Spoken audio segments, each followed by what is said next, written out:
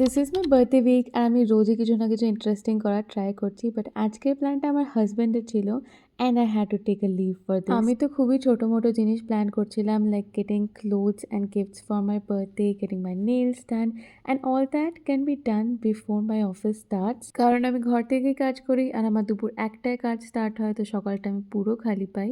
তো আজকে আমাদের প্ল্যান হলো নতুন যে স্পাইডারম্যান মুভিটা রিলিজ করেছে ওইটাই দেখতে যাওয়া।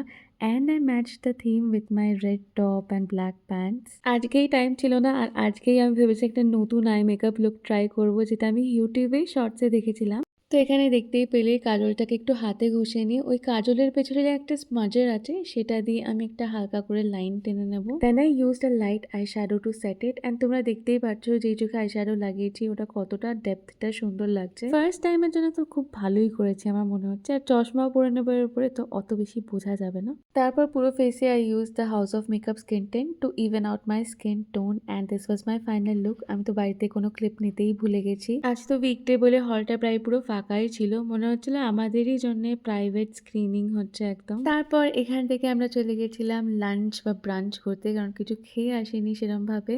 আর আমরা গেছিলাম এখানে নিউলি ওপেন্ড ভূতের রাজা দিল বরে। এটার আউটলেট কলকাতাতে আমাদের বাড়ির কাছেও আছে, কিন্তু আমার কোনোদিনই যাওয়ার সুযোগ হয়নি, কারণ কলকাতা গেলে বাঙালি রান্না মায়ের হাতে ছাড়া আবার বাইরে গিয়ে খাবো এটা কখনোই ভাবতেই পারি না। আমরা নিয়েছিলাম হিরক রাজার থালি and we are very light eaters, we did struggle to finish it. So that's all for today, I'll see you guys tomorrow, by.